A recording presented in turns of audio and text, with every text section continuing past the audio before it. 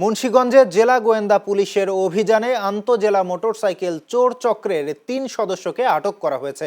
বুধবার দুপুরে পুলিশ সুপারের কার্যালয়ে আয়োজিত সংবাদ সম্মেলনে এ তথ্য জানান police super Mohammad Menhajul Alam. Police জানায়, গত ৩১ মার্চ সিরাজদিদি খান উপজেলার নিমতলা রেল স্টেশন এলাকা থেকে নীরব মণ্ডল নামে এক যুবকের মোটরসাইকেল চুরি হয়। এ ঘটনায় অভিযোগের পর তদন্তে নামে জেলা গোয়েন্দা পুলিশ। পরে অভিযান চালিয়ে ৭ এপ্রিল মাওয়া পুরাতন ঘাট এলাকা থেকে নাসির শেখকে আটক করা হয়। এ সময় তার কাছ থেকে চুরি হওয়া মোটরসাইকেলটি উদ্ধার করা হয়।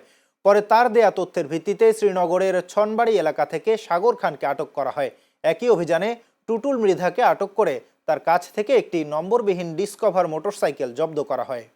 এরা মূলত চুরি করে রাস্তা থেকে না, এরা মূলত চুরি করে গাড়ি যখন পার্ক করা থাকে এই পার্ক করা গাড়িগুলো চুরি করে এবং তাদের সিন্ডিকেটের হাতে দিয়ে দেয় এবং এগুলো বিভিন্ন জায়গায় বিক্রি হয়।